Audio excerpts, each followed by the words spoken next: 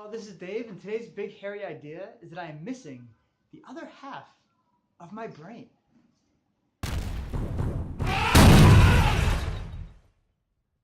So, as I shared a few days ago, Hannah is away all week. She's at a silent meditation retreat, which means I can't even get in touch with her. They take her phone away as soon as she got there, so I'm getting all of these calls from people because she's got an autoresponder that says, I can't be in touch all week, so call my husband for whatever you need. So I'm playing her secretary, and I have no contact with her whatsoever. And I'm starting to find that it's affecting my life in some serious ways. For instance, Hannah is the early person in our house. She's up way before I am every morning. And in fact, with her gone, to help get my son up out of bed, I gave him my alarm clock. So now I'm missing both my clock and my wife, who normally helps me to get going in the morning. And so I'm finding myself dragging. I'm finding things not working out as well.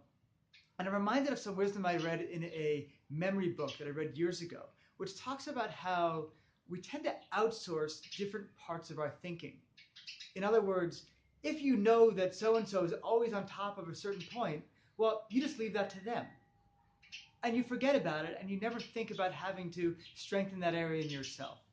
And I could see my wife and I, we do that. We've each got our areas that this is Hannah's space, and she's going to take care of that. And this is Dave's space, and I'm going to take care of that. And I know she's completely unaware of how to solve the things that are in my space, and I'm totally unaware of how to solve the things that are in her space.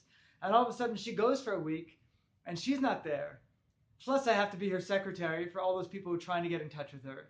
And suddenly, I'm finding myself out of sorts. I'm disoriented. I don't know exactly what I need to be doing. I'm moving much slower. I'm getting much less done.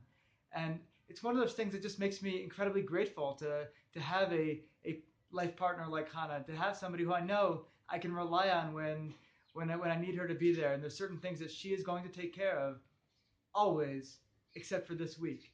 But it's also making me question exactly the structures that I create in my life. It's a real blessing with her being gone because I see all the different areas where I depend on her so much.